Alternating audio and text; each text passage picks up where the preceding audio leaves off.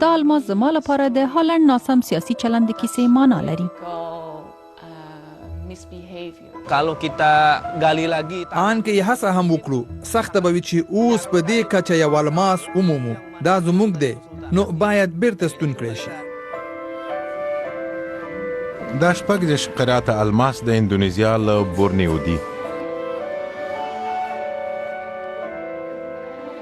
یو داسې غمی چې اوس د امستردام یو مهم موزیم کې ښودل شوی.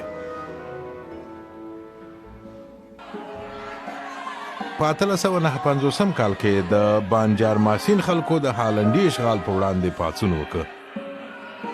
ځواب کې ځپلو لپاره سرتیري ورواستول شول.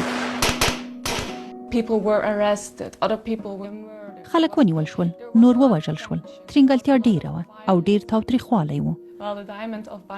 د بانجارماسينه د الماس هالنډيانو ندرلنډز ته یووړ چې یا وپلورل شي او یا هم پاچا ویلیام دریم ته ورکړل شي.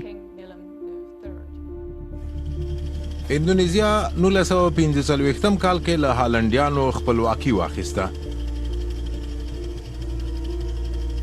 په 2010 کال کې د بانجارماسينه سلطنت بیا جوړ شو او دوی دغه الماس بېرته ورستانولو غوښتنه کوله.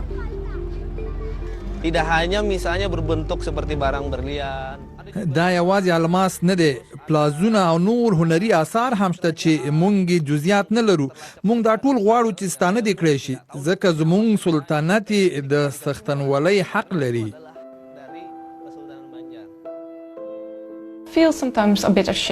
کله ناکله د یو څه خجالت احساس کوم کله چې اندونيزیایانو ته د دوی د تاریخ په اړه غږیږم.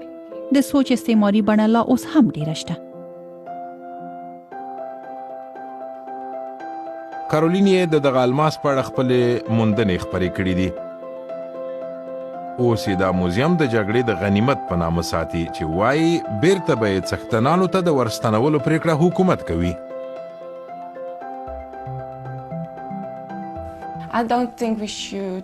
فکر نه کوم چې موږ یې باید د کلتوري ملکیت تر سوچ لاندې وو. موږ یې باید هغو خلکو ته ورستون کړو چې په قانوني ډول یې څښتنان دي.